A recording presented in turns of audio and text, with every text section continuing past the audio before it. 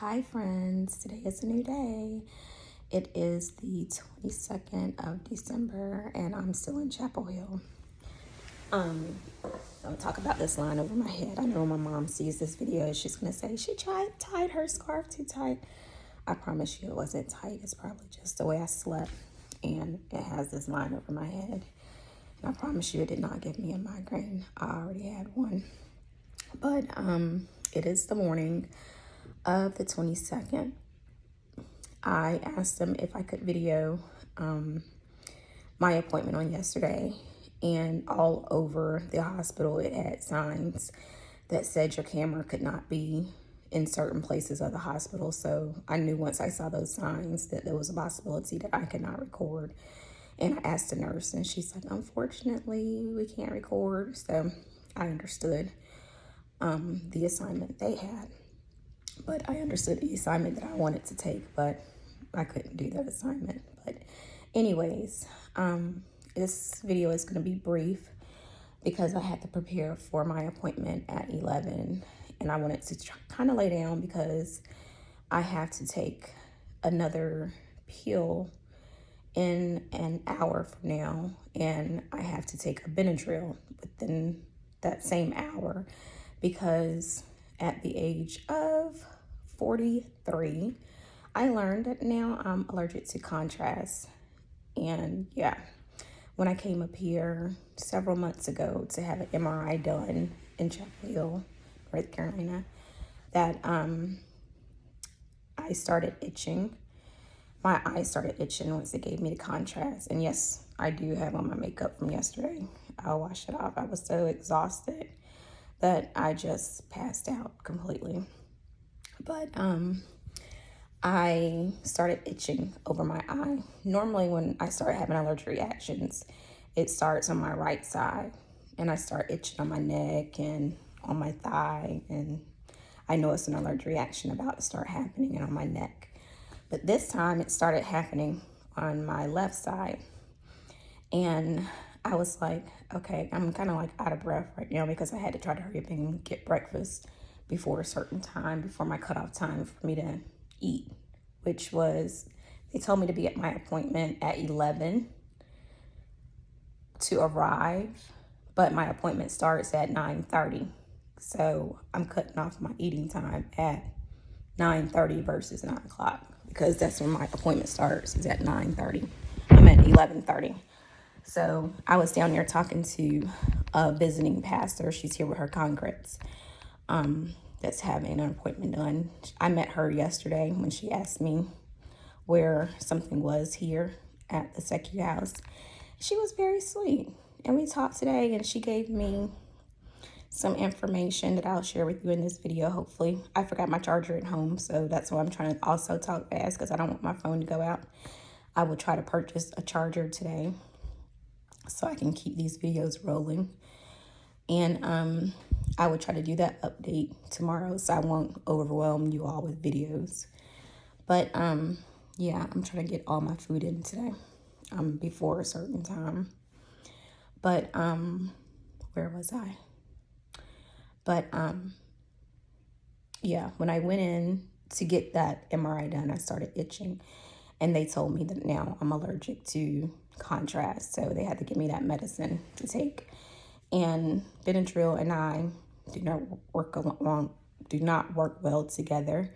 So I will fall asleep. So I had to set an alarm so that I will wake up. Because if not, I will miss that appointment.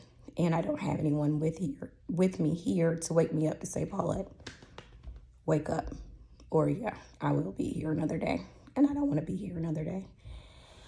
But and I probably will miss Christmas because they will probably keep me here to make that appointment. And Chloe will have a fit. And then I'm going to also explain this tattoo because people think I got it just because I like Starbucks. I do love Starbucks, but I'll explain the meaning of it. But I went down to eat breakfast today, met Miss Paula, which is here with her congress. And it was very good that I did meet her officially, besides yesterday when I was on the phone talking to my mom when she asked me that question. But was down there making my breakfast. Asked her that she wants some Panera bread bagels because I bought like an abundance of them. And I said, I don't need this much bread. Let me get it out of my room before I indulge and get over my weight loss goals. So I took them down to the room because they have like a share space and a not share space. So I put them in a share space so other people can have them that may not have brought food with them. Like last time I was here, I did not expect to be in the SECU house. So I did not bring food with me. And I was trying to find food, walk to find food, but could not find food in this area. So I had to come back to the house and try to find food. I did find something, but it really wasn't what I wanted. So I made sure I stocked up on food that I brought with me, which is mostly fruit because I love fruit. And then I brought some macaroni and cheese and I bought some bagels. But when I met Miss Paula, I was asking her, did she want some bagels? And she said, oh, they look so good, but I bought some muffins. She's like, do you need butter? I said, oh, no, I have some cream and cheese in my room. I'm going to go put it back, put some up there. And I was warming up some oatmeal. So she was asking me how long had I been here. And I said, I just got in yesterday. And she said, oh, we had just got here yesterday too. And I was explaining what I was here for, which is the pre-op for my brain surgery, which I'm supposed to be having next year. I think I explained that to you all in yesterday's video, that I will be having brain surgery for the spring of next year if I did not explain that to you, so that they can find out where my epilepsy, pinpoint exactly where my epilepsy is coming from, which they said is in the right tubular lobe on my right side, up in here. They said I'm gonna have to cut off all my hair, but I'm like, if it's right here, why would you have to remove this part of my hair? Let that say remove just a little bit of my hair, work on that side.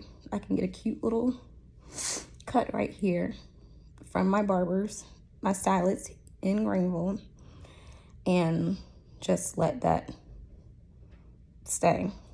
And I don't want you all to do it. I want them to do it. Mark it off. Let them do it and be done. Because I don't want here to do it because it might not look cute. I want to at least look decent. But God's will be done regardless. If they had to cut it all off, God's will still be done. I'll look cute. Like Chloe said, Mommy, it'll grow back. And when my baby said that, I was confident in knowing that my baby is going to love me regardless of however I look. She already told the kids at school I look like Beyonce. And when I came in the room, they were all like, oh my gosh, you're so pretty. So regardless of the fact, my baby already know my mommy is going to be pretty regardless. I'm sorry I feel hoarse.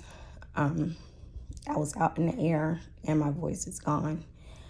But yeah, they're going to have to go in and cut my hair. So in talking to Miss Paula today, I found out she had cancer. And she lost all her hair. And she was like, you're a very beautiful lady. She was like, regardless of the fact, your hair will grow back. She said that she worked in construction with a whole lot of men. And she had went out to eat dinner one day. She looked across the room and saw this lady. And all her hair was off. And she didn't try to cover it up or not anything. She was like, at that moment, because she was wearing scarves. At that moment, she realized if that lady could do it, so can she. I was like, you know what? I've never been a person that was shy about anything. Even when I was heavy set, no one could tell me that Paulette's going through depression or anything. It was after the fact that I started going through depression, anxiety, and all of that, with a whole lot of other stuff, and then migraines and this and other stuff, that I started going through my depression and anxiety. You may have seen my post and said, what? Paulette's going through depression and anxiety? Yeah, with work and with life. Yes, Paulette was and is. But that's a whole nother story. But God's will be done in that as well, in that area. But it wasn't because I was heavy set. I always had high self-esteem. Even when I was in high school and I was a little bit heavier, nobody could tell me anything. It's like in the most popular groups, had tons of friends. But it's like when you grow up, your friend circle becomes like this.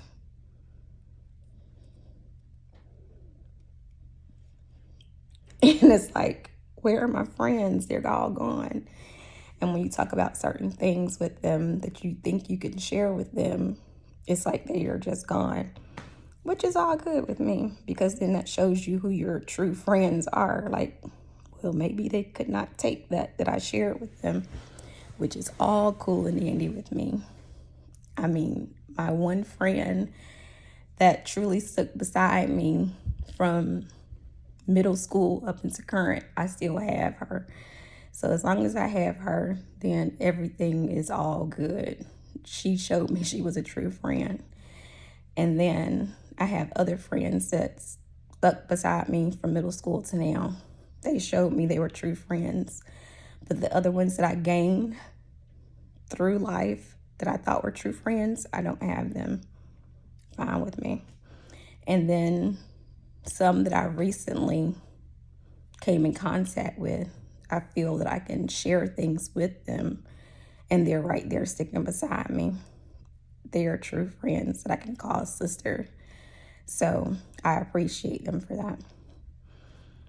But Miss Paula today, she really gave me a new outlook on what to expect and how I can see myself. I was like, you know what? I think I can really make it on this journey. I told her I did cry, but I really believe that I can make it. She was like, you're here by yourself too? I said, I'm here by myself because they said they're not going to cut my hair. I said, but if they were going to cut my hair, I probably would have needed somebody. But this thing is so loud, y'all. I'm going to have to talk louder. Can you all still hear me? This air conditioner is like crazy loud. I'm going to see if I can talk a little bit louder, but I don't want nobody in the hallway to hear me because they're probably going to be like, is she in here talking to herself? But she really gave me a new outlook on what to expect. I know if somebody's in the hallway, they're probably like, well, who in the world is she talking to anyways? But she really gave me a new outlook on what to expect. And I kind of gave her, and sorry, people were commenting on my last post. I told her about what happened at work that kind of started the ripple effect of what they found, what I'm going through, and how I got here. And she was like, oh wow. And then where I passed out at, which is at Starbucks. That's where I passed out at. And then recently this year, I was at Harris Teeter drinking Starbucks. That's where I passed out at. But I had already had this tattoo. And then the but God,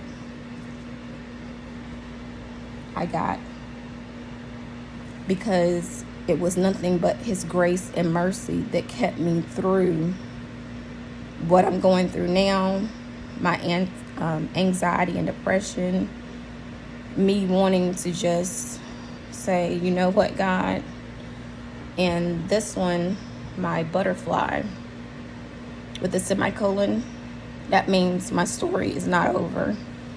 That even though sometimes in life you just want to throw in a towel and just say, you know what, it is what it is.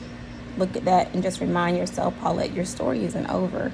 Keep writing your story, because what you're going through, you go through it to help somebody else. That's why I was like, should I do this journey and share it with others so they can see what I'm going through? Maybe they're not going through epilepsy, but they can mirror it for something else they may be going through in life, to say, you know what, it might not be epilepsy that I'm going through, but I went through something similar. That, wow, if Paulette can go through this, I can make it through too. It might be depression or anxiety that I'm going through, but if I thought she was that strong and she held her head up that strong, and we didn't know that she was going through A, B, C, D, E, F, G, H, I, J, K, L, M, N, O, P, and she was taking pictures, posting on Facebook and Instagram, and we didn't know she was going through all of this, and she still smiled. We knew she was going through migraines, but she was still smiling, taking pictures with her daughter, sometimes out with her friends and family, and we didn't know she was going through all of this. But dog, I can make it too. You truly and genuinely can, because your homegirl been going through a lot. And that's not even, like I tell people, I may tell you all some of the stuff, but some of the stuff you really wouldn't know I was going through. I'll keep that until. But it's been rough sometimes. Sometimes I just cry on my pillow, flip it over, keep crying, get another pillow, cry on that, flip it over, and then get a good night's sleep. But yeah. And today, the appointment yesterday, it went really good. I had to sit in a room and sit in there for 15 minutes and just sitting there by myself. And I had to try to stay awake. Then she came back in there and gave me a shot. I had to stay awake and not go to sleep. So I just had to think about everything in the world and just stay in there. I just replayed what Chloe's Christmas is going to be like. And I told her, I said, I'm trying to stay awake the hardest. I said, I believe this time I did better because I knew I had to stay awake the first time around. I said, I believe I went to sleep probably the last minute or 3 within that period. And she said, it's fine. I said, but you actually came in quicker, because I think I had about 11 more minutes because my phone did something, and I looked to see what time it is. I said, even though I know I'm not supposed to read anything, because you couldn't read anything, you could not be on your phone, you couldn't read the stuff on the walls, you couldn't do anything. And she said that the machine that I was going through was the only machine they had in the state of North Carolina. Not even the hospital here at Chapel Hill had one. They're the only ones in the state of North Carolina that had one that I would be going through. So I don't feel honored and privileged, but I count it a blessing that I'm able to go through this machine and for them to figure out what I'm going through so that they can pinpoint exactly where the epilepsy is coming from so that they can give me relief. Because I've been going through this silently when I was younger. My Aunt Janie used to tell me, I remember when I would come over there when I had my stuff going on with my brain, that you would be in a room with me and you would just lay there with me and cry. That's how far this goes back.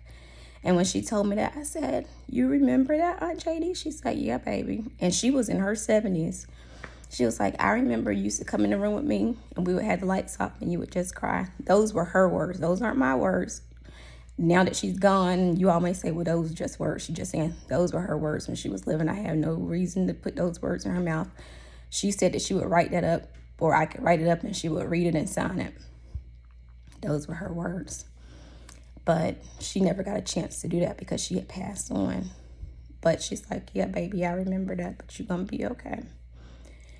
But I just counted a blessing that they're taking this now just that serious.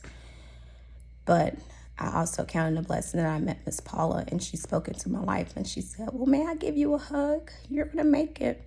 I said, yeah, I know it's this stuff going on and COVID and stuff. She's like, I said, but I feel okay. I feel okay. I said, yeah, I want a hug. And I mean, she didn't just give me the Holy Ghost hug, stick her behind out and just say, okay, thank you, and go. She held on tight and gave me a hug, and I held her just as tight. Like, thank you so much. I needed that strength. Thank you, thank you, thank you. I mean, and I'm not the type of person that meets strangers those of you all that really, really know me, I don't meet strangers, nor do Chloe. Chloe doesn't meet strangers either. So, I mean, I held her tight and gave her a hug. Like, thank you so much for this talk. And we talked about other things too. But I just thank God for meeting her on this morning, well, yesterday, and then officially talking to her today. And didn't know that we had similarities in our names. Her name is Paula. My name is Paulette. And then to go through similarities where she lost her hair. I'm actually having to get my hair cut. But I said, at least I'll have peach fuzz. And I said, and it'll be in the springtime. She said, well, guess what I had to go through in the wintertime? So I had to cover my hair up. And then I work construction. And I was like, she's like, but when I met that lady, I said, I'm taking my scarf off. And I work with a bunch of guys. You know how guys talk. She said, but some of them were a little leery, but they got used to it. And it was just like, hey, she's one of the guys. She got a bald head. And they just went on about their life. It made them feel comfortable. But I just really appreciate life. I appreciate God putting me in the hands of now the right people that's just going to try to figure this out for me. And that will be able to give me relief so that I will not have seizures. Sometimes they come in the middle of the night. And that's where I'm afraid that I'm asleep in the middle of the night having these seizures. And no one's there to help me. And my baby is asleep. If Chloe was awake and saw me have a seizure, she's going to call for help. My baby knows what to do. She's going to call for help. Or she's going to try to shake me to get out of it. Or she's going to get on her phone, get on my phone because she knows my codes. She's going to call for help, go looking for help or something. Or say, Mommy, you were out a few minutes ago and you had a seizure. And then I would try to call for help, call somebody and tell them what happened so they can get me the help that I need. But while I'm asleep, like I was asleep not too long ago and had one in my sleep. But it was so late at night, I bit my tongue real hard. And I just said, well, God is in your hands. And I went right back to sleep. And I mean, I bit it some kind of hard. But I said, God, I'm going up there in a couple of days. My doctors are already aware. My main doctor is out on maternity leave. So God is in your hands. And they're going to do what they need to do to get me help. But on that note, I'll end this video. It's went a little bit over. And I have another doctor's appointment. I can't drink or eat anything else. It's almost a couple of minutes before. And I have a really, really bad migraine. So I have to take my medicines right now. So I have a few more minutes before I can take my medicine. Only 1 minute. But I'm going to tell them I had to take my medicines. I can't drink water. So I'm going to take that couple of seconds to drink my water. A little bit over, drink my water and take my medicines. And tell them I did so. And they'll probably allot me 10 minutes or so. And get that in, get my migraine medicine in. And call it a day. This is your girl P signing out. What do they do on Facebook or not Facebook? YouTube. Boop. I learned that from Chloe. Make sure you share this video, like, comment, share. Alrighty. And subscribe. Yeah, and subscribe. I gotta start saying that in the beginning, right? We'll get there. I gotta learn from Chloe. Chloe, what am I supposed to do? So she'll get me. Make sure you comment, like, subscribe, and share. All right. See you later.